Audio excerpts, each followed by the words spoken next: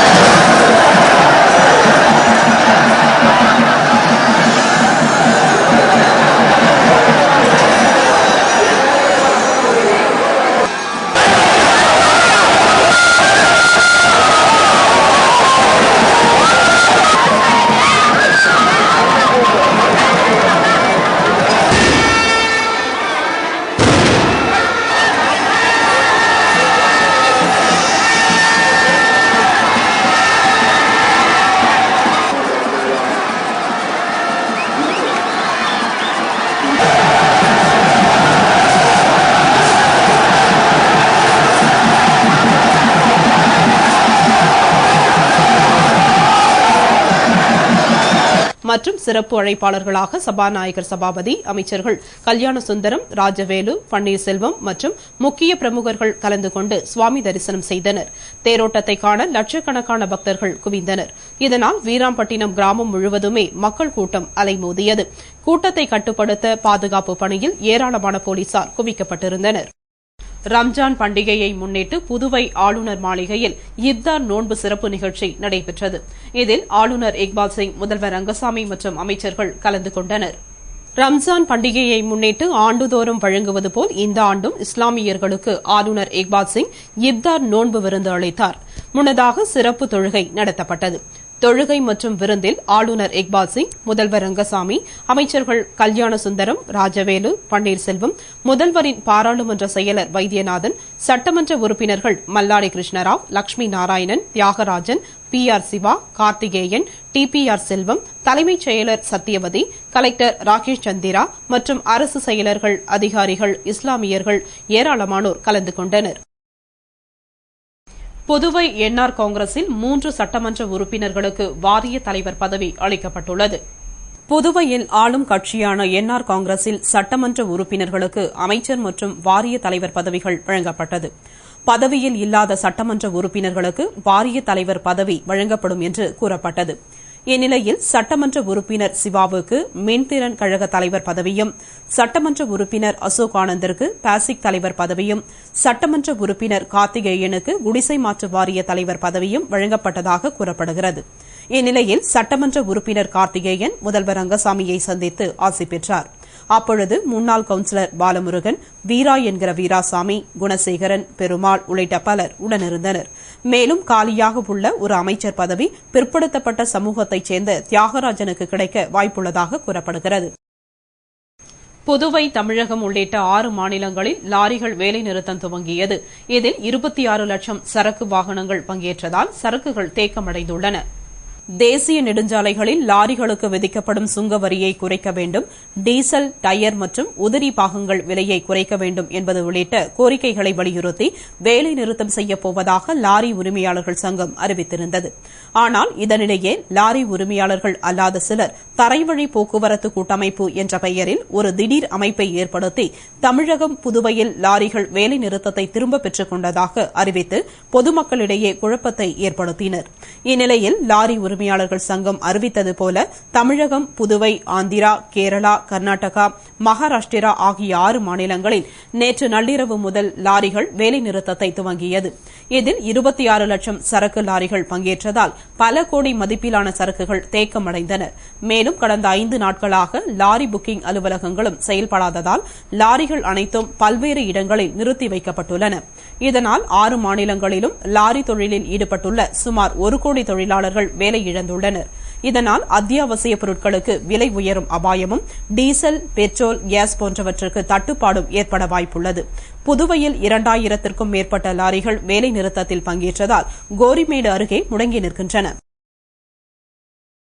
புதுவை நகராட்சிக்கு உட்பட்ட 6 தொகுதி மக்களுக்கு தனிநபர் கடன் மற்றும் சுய தொழில் துவங்க சுய உதவிக் குழுவினருக்கு மானிய கடன் வழங்க விண்ணப்பங்களை அமைச்சர் பன்னீர்செல்வம் வழங்கினார். புதுவை நகராட்சிக்கு உட்பட்ட 6 தொகுதிகளுக்கு பொன்னகர் வேலைவாய்ப்பு திட்டத்தின் கீழ் வறுமை ஒழிய சுய தொழில் துவங்க தனிநபர் கடன் மானியத்துடன் வழங்கவும், மகளிர் சுய உதவிக் குழுவினருக்கு சுய தொழில் துவங்கவும் விண்ணப்பங்கள் வழங்கும் நிகழ்ச்சி அமைச்சர் பன்னீர்செல்வம் அலுவலகத்தில் நடைபெற்றது.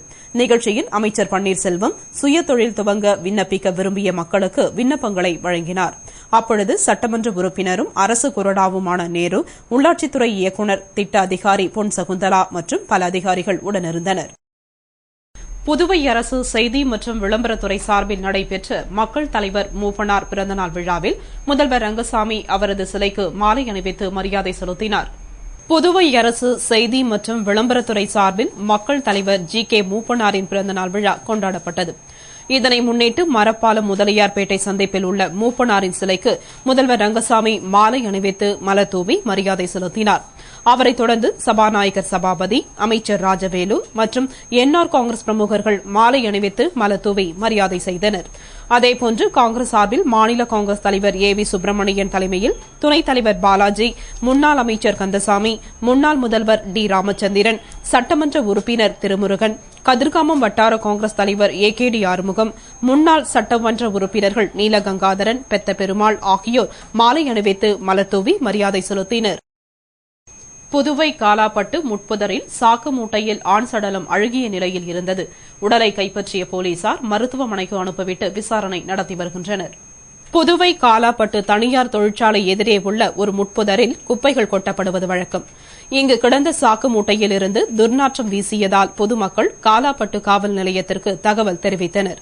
உடனே வடக்கு எஸ்பி சிவதாசன், இன்ஸ்பெக்டர் ரங்கநாதன், சிறப்பு அதிரடிப்படை பாஸ்கரதாஸ், சப் இன்ஸ்பெக்டர் வெற்றிவேல் ஆகியோர் சம்பவ இடத்திற்கு விரைந்து சென்று சாக்கு மூட்டையை பிரித்து பார்த்ததில் அதில் சுமார் 60 வயது மதிக்கத்தக்க ஆண் சடலம் அழுகிய நிலையில் கிடந்தது. அவர் யார், எந்த ஊரை சேர்ந்தவர் என அங்கிருந்த யாருக்கும் தெரியவில்லை. எனவே உடலை கைப்பற்றி சவ பரிசோதனைக்கு மருத்துவமனைக்கு அனுப்பிவிட்டு போலீசார் யாராவது அடித்து கொலை செய்து சாக்கு மூட்டையில் கட்டி தூக்கி எறிந்தார்களா அல்லது வேறு விதமாக அசம்பாவிதம் நடந்ததா என்ற கோணத்தில் விசாரணை மேற்கொண்டுள்ளனர். புதுவை வீராம்பட்டினம் பிரசித்தி பெற்ற செங்கிழு நீரம்மன் கோவில் தேர் திருவிழாவை முன்னிட்டு ஐயப்ப சேவா சங்கம் சார்பில் நடைபெற்ற சமபந்தி விருந்தினை முதல்வர் ரங்கசாமி துவக்கி வைத்தார். புதுவை வீராம்பட்டினம் பிரசித்தி பெற்ற செங்கிழு நீரம்மன் கோவில் தேர் திருவிழாவினை முன்னிட்டு அரியாங்குப்பம் ஐயப்ப சேவா சங்கம் சார்பில் தொடர்ந்து 18வது ஆண்டாக ஆர்.கே. நகர் புவனேஸ்வரி அம்மன் கோவில் அருகே உள்ள திடலில் 5000 பக்தர்களுக்கு சமபந்தி விருந்து அளிக்கப்பட்டது. சமபந்தி விருந்து நிகழ்ச்சியில் ஐயப்பன் கோவில் துணைத் தலைவர் வைத்தியலிங்கம், சங்க தலைவர் கிருஷ்ணமூர்த்தி, கௌரவ தலைவர் பொன் ராஜேந்திரன், செயலாளர் ராதாகிருஷ்ணன் ஆகியோர் தலைமை தாங்கிட சபாநாயகர் சபாபதி, சட்டமன்ற உறுப்பினர் புருஷோத்தமன், முன்னாள் சட்டமன்ற உறுப்பினர்கள் அனந்தராமன், ஜெயமூர்த்தி, முன்னாள் கொம்யூன் பஞ்சாயத்து தலைவர் ஆனந்தன் முன்னிலையில் சிறப்பு விருந்தினராக முதல்வர் ரங்கசாமி கலந்து கொண்டு சமபந்தி விருந்தினை துவக்கி வைத்தார்.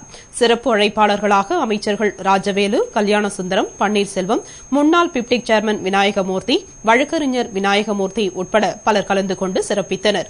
நிகழ்ச்சிக்கான ஏற்பாடுகளை ஐயப்ப சேவா சங்கம் மற்றும் ஐயப்பன் கோவில் நிர்வாகிகள், உறுப்பினர்கள் செய்திருந்தனர். எவ்வித விவாதமும் இல்லாமல் ஜிப்மர் தன்னாட்சி திருத்த மசோதாவை மத்திய அமைச்சர் குலாம் நபி ஆசாத் நேற்று பாராளுமன்றத்தில் தாக்கல் செய்தார்.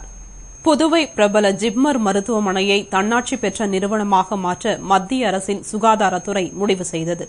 இதற்கு ஜிப்மர் ஊழியர்கள் கடும் எதிர்ப்பு தெரிவித்து பல்வேறு போராட்டங்களை நடத்தினார்கள்.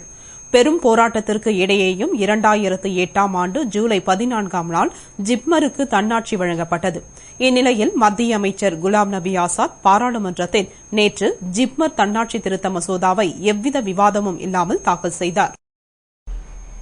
இத்துடன் செய்திகள் நிறைவடைந்தன. வணக்கம்.